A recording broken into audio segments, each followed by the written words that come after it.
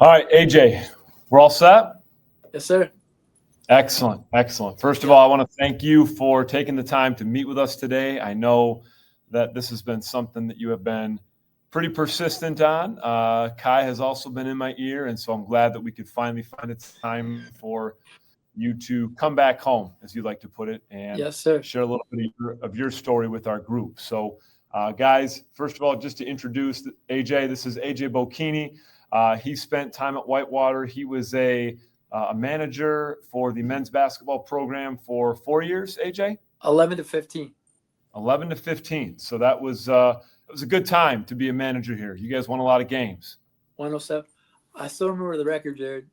107 and 16, 106 and 17 in 4 years. Two national championships. Some say we might have won a third had we not had some injuries, but it was a great run. And I was very fortunate to be a part of the one and only trifecta in college sports history. So that was kind of cool too. But it was a great time to be here. So I'm honored to be back home with you guys today. Well, we appreciate you taking some time, AJ. And what we're going to do is I'm going to show you guys a video. It's like, what, 2.5 minutes, AJ? 2.5 minutes. So basically, the backstory is so in February or March of this past year, Fox 6 brought some cameras to Slinger. Now we're Slinger was the number 2 in the state at the time. We beat them. They didn't tell me there were cameras there, and then they followed up and did a story on me using the footage from the Slinger game. So the video is basically me telling my story to Tim Van Born from Fox 6 Milwaukee, and then I'll open it up for questions after that. All right, so we'll go ahead and take a look at that video, and then, like AJ said, we'll open it up for questions for a good 15 or 20 minutes, or however long we have time for. So, AJ, I'm going to go ahead and play the video. All right. Do you need me to mute myself? You may do so. Okay.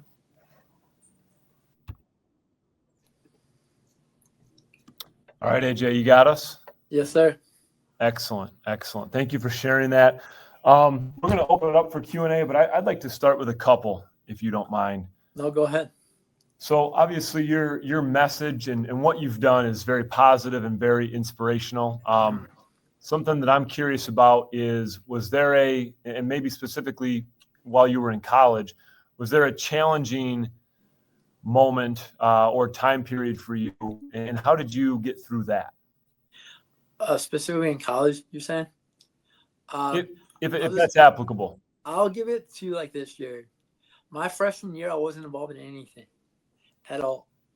I was basically going home to coach high school football, and I can tell the story because you'll appreciate it.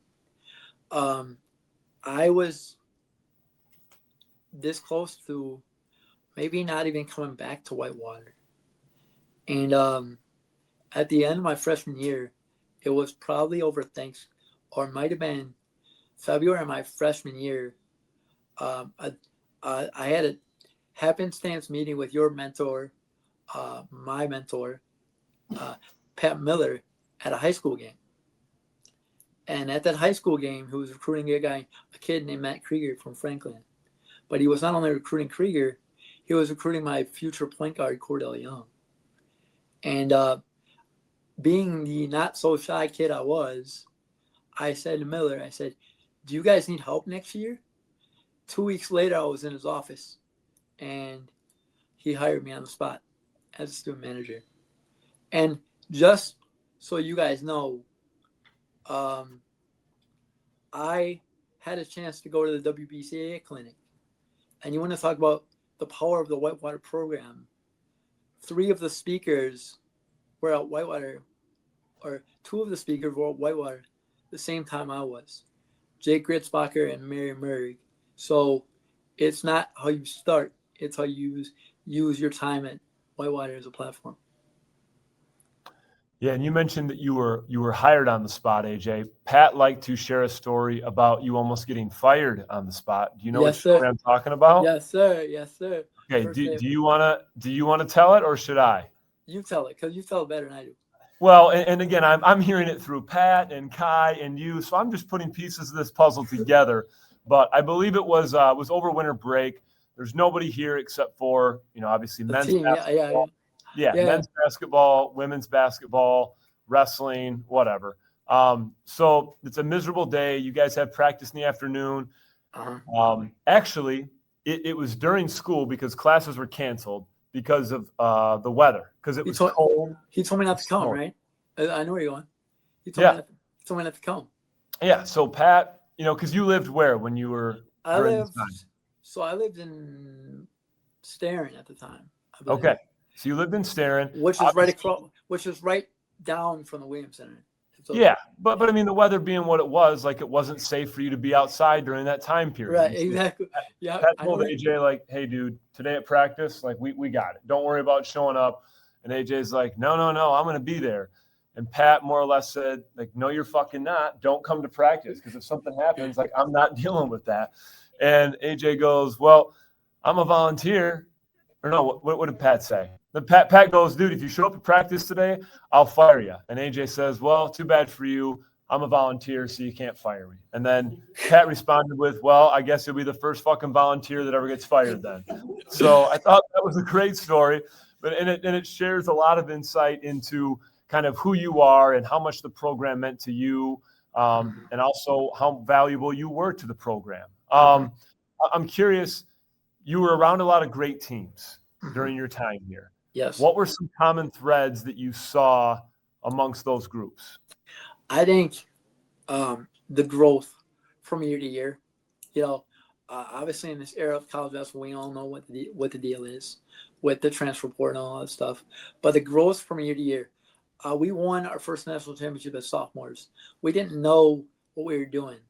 We were kind of just young and led by a great leader and Chris Davis, the late Chris Davis, and great leadership. We just grew as a group though, from year 1 to year 2 to year 3. What people don't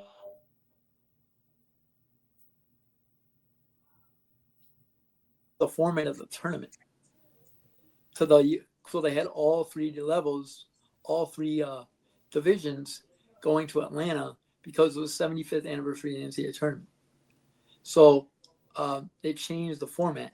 So instead of playing 1 game, 2 games a weekend like they normally do in D3 now, you played 1 game a week. So we got bounced in the second round that year. But I think that the nice thing was we just grew from year to year.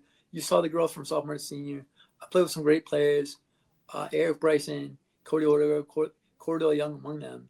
And the nice thing is, too, the amount of us that came from that program who are now coaches at respective schools across the state at any level is amazing. I think that's where I get the most pride. You got guys like Drew Bryson working at the Paul, Cody working at his alma mater, Poinet, myself down at Homestead after a couple stops with the Bucks and all the different organizations. But the growth of the program, just as people, has been amazing. So that's what I take the most pride in, I guess. That's great.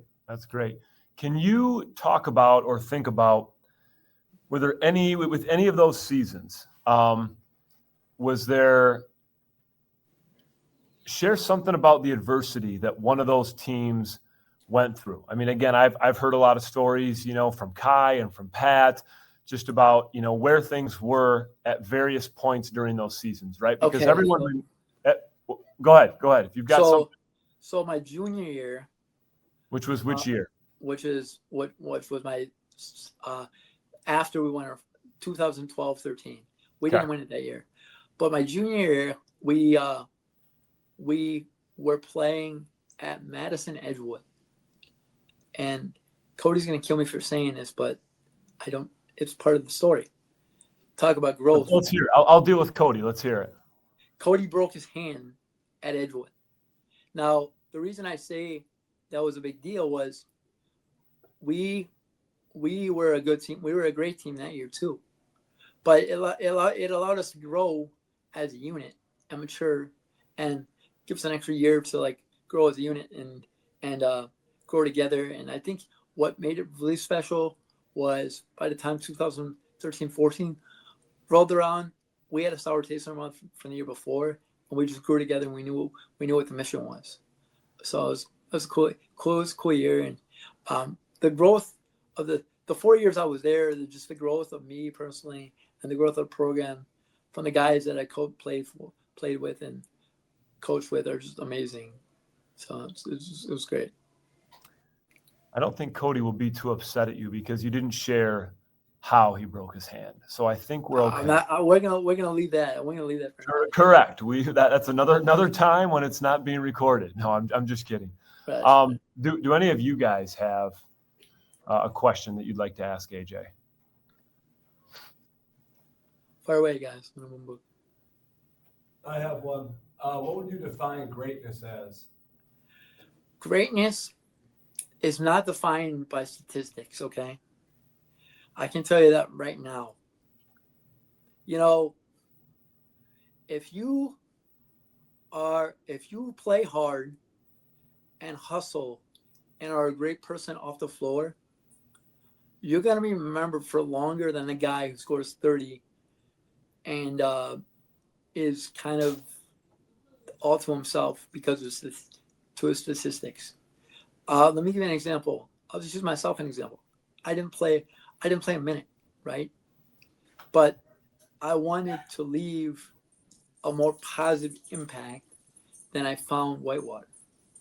Whitewater, greatness is, the definition of greatness can be so different for so many, but for me, greatness is defined by what do you do on the floor, and then what do you do with the lessons you took from your time on the floor after basketball. So that's my definition.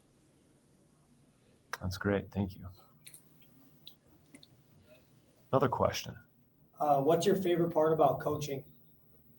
The development of young men. You know, at the end of the day, your record, your accolades are going to fade. But I'll give you an example. I got 5 guys right now who coach for me, who played for me as an assistant at Homestead right now. And they're all playing college basketball and getting a college education at various levels.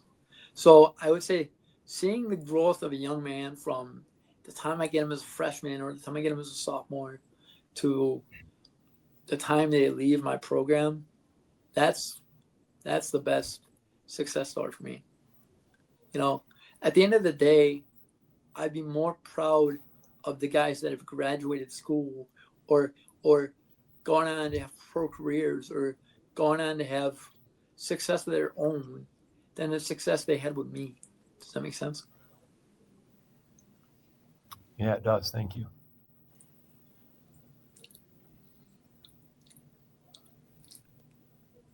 Anybody else? Do you have a favorite memory of your time at White? Oh yeah, I got one easy.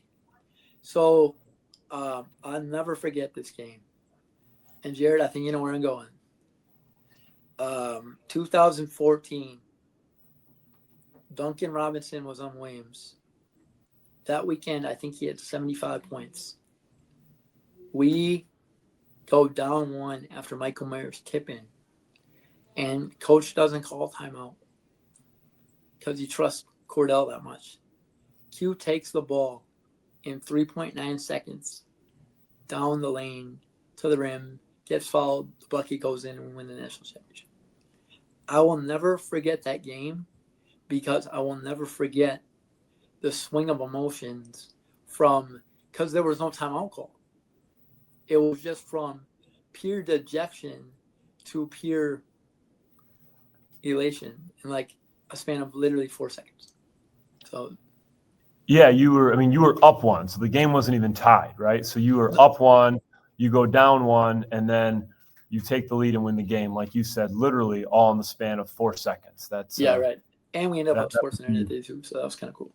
Yeah, that would be an emotional roller coaster, a quick one. Yep, for sure.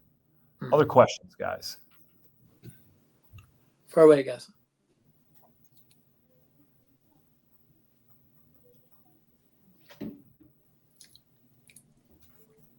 What are some challenges that your team is going to have this year, AJ? Honestly, I think we're small. We're small. I think we're great. We got two very good junior guards who are very experienced because they played when they played. One has started since he was come off the bench. Since he was a freshman. I think we're small, but I think we're good, and I think part of our challenge is going to be the our area is so deep in like talent. Like we have the Nicolais, we have the Wiscos. And I think one of the challenges that people don't realize is Homestead is D1 when the rest of our conference is Division 2. So the only school that's in our playoff bracket is Hartford. So we have to step out of conference and play the Wiscos, and play the Piers, but it's a challenge for us. It's a growth period for us. And we actually lost 3 teams in our conference this year because they went to a different conference. So it'll be interesting. It'll be fun. But honestly, Jared, the most pride I take is the teaching side of things. People don't realize that coaching is teaching too, right? So I'm also a teacher in a school. So I'm in a school twice a week for 5 hours a week. And then basketball is a bonus for me. So I get a lot of growth from seeing students grow and graduate, and get a lot of satisfaction out of that. And it's a lot of fun. So I love it a lot. That's awesome. Are you still doing anything with the Bucks, AJ? No, so I love the job so much, right? But the hours were not conducive to, I literally have to get up or get home at 11 and turn around. Sometimes we work 3-4 shows in a row because when you don't just work the games. Obviously, that'd be fun if I did, but you work all the shows, the Disney on Ices, the concerts, and the hours were so much different.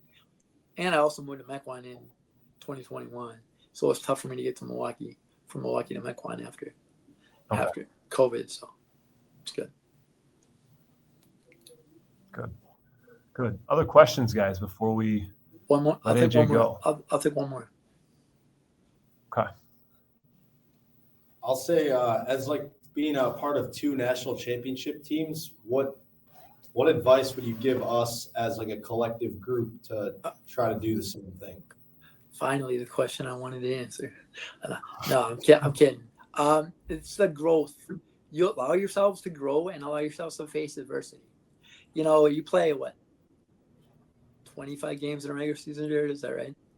Correct. So you play 25 games in a regular season. So chances are, in a league as deep in a league as deep as the WEAC, you're gonna have a week where you may lose back-to-back games. Now the challenge for you guys and the challenge that we had was how do you respond to the adversity that you're gonna face. You're gonna face adversity in life. That's just how it is. That's what finish is. Family, no limitations, never quit, impact others, surround yourself with great people, and help others. So that's what it is. It's like, how do you respond to the adversity you're gonna face? Not just on the floor, but in life. Nothing comes easy. I'm a prime example. Like, I live in a group home with 4 guys that all have disabilities. Nothing comes easy to us, but you fight for every inch of time. You fight for and just enjoy it, fellas. There's a tremendous amount of pride in success. Forget the past success. Create your own, man. It's your time. I had my time. I had my time when I was 20, 21, 22. Create your own and go represent and just ball out. Just be you guys. Be Warhawk Nation. You got a great student body behind you. I know because I played in front of them. Just go ball out and be you. That's all I got to say. No, that's really good. And that's kind of what I was alluding to with my earlier question about adversity, because everybody, when you do something special, you win a national championship or a conference championship, it's revisionist history, right? Everyone remembers just how great it was and how perfect it was, but that's not reality, right? There's all sorts of adversity. A season, it's never a perfect trajectory, and so like you said, being able to respond when you get punched in the face, because in this league, you're going to get punched in the face. We're playing some really good teams. They're going to throw some punches, and you have to be able to respond and understand that it's not always going to be perfect, but you have to respond the right way, and you have to continue to move forward, and you got to move forward together. Yeah, and one thing, if I can add to that, Jared, too, not everyone is always going to be positive with you from the outside, right? So you lose a couple games in a row in league. Let's say you're 18-4, and you got 3 games left, and you're in second place in the league. Not everyone's going to be like, why didn't you beat them when you had a chance to win a conference championship? Don't listen to that. You guys have you guys. Don't listen to the outside noise. Just be you and go be great. I mean, you're not chasing a standard. You're setting your own. That's what I want you guys to realize. You're not chasing the ghosts of 2012, 2014. Go set your own and ball out. Awesome. Well, I really appreciate the time, AJ. I do want to end this on a lighter note. Did you or Kai have more of an impact in those national championship teams? Well, I ran the clock, and Kai, I said me. I know, but Kai was, Kai has been there longer. So Kai was there when Kai was in his 6th year when I was a freshman. So Kai's been there for a long time. So I gotta give him some credit. So I say Kai has been. I don't know that you aging him just gave him a lot of credit, but anyways, I think that's a great answer. He obviously wanted me to ask that. Sends all of his love, as only Kai would. Yes, sir. But we just really appreciate you taking the time to spend a few minutes with us today and to share your experiences with this group. And I'll let them know that if they'd like to purchase a copy of your book, I'll get them set up with your Venmo. We'll get that taken care of. Yes, sir. And if there's anything else that we can do to welcome you back throughout the season, please don't hesitate to let me know, okay? Yes, sir. Anybody want wristbands too? I don't charge for the wristbands. So if you guys want wristbands, they say finish every day, and they're pretty cool. I wear mine every day. So Jared, let me know at least if you guys want wristbands, and we'll get some shipped to you, okay? AJ, we'll take 25. 25? I got you, bro. No problem. All right, man. Thanks, boys. I appreciate you. We'll talk to you soon. Good luck. All right, thanks.